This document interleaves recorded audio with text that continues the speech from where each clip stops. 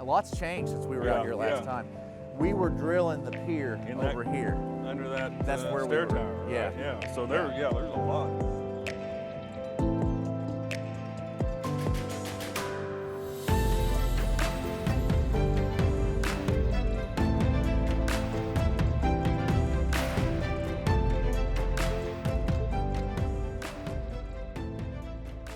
Today we poured the first slab, which is about a third of the building of the new tower.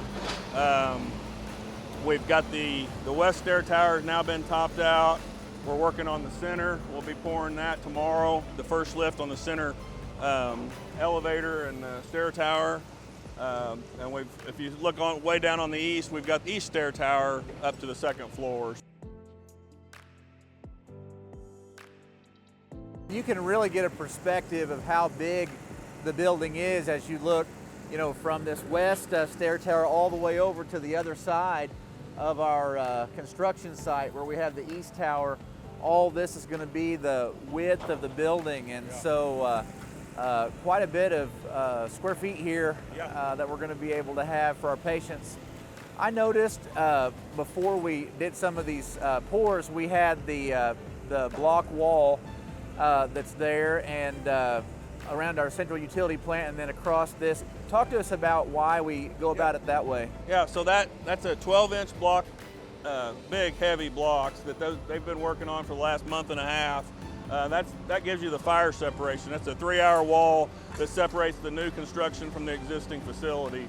Yeah, and that looks like to me that it gives us something to tie into with the existing building as we're planning on the new building. Yeah, there's expansion joints to allow movement between the two buildings, but yeah, it gives us a good separation. Here we've also got these support piers. Kind of talk through that and where those are. Yeah, so behind us, these guys they're prepping the deck that'll go in and set the second floor. So it's all concrete above the first floor. So they'll start, like I said, next week we'll start flying those in. That'll tie everything, all the rebar ties into the columns.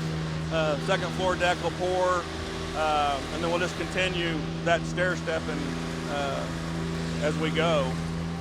One more thing that was really important to us that I think it's good for us to talk about is making sure that we've got a good excavation plan and concern about changing the level of this site and the drainage that'll go toward the park.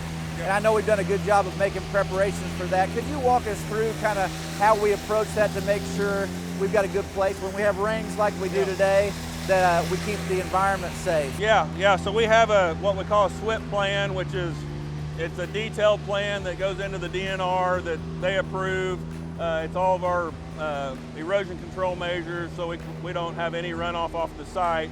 And I think we finally got tested over the weekend with the monsoon rain we had here in Bolivar, and the detention pond worked really good. We didn't have any kind of runoff, and everything held together pretty good. So with these stair towers coming up and then being topped out, we really get a sense for how tall the building is too. And one of the things about the design of this new hospital, we really want it to be a new front door for CMH. And so as you come down 83 or if you come down Butterfield Road, it's starting to become really apparent that this is going to be a new face for CMH, a new front door, and it's going to be really inviting for the public.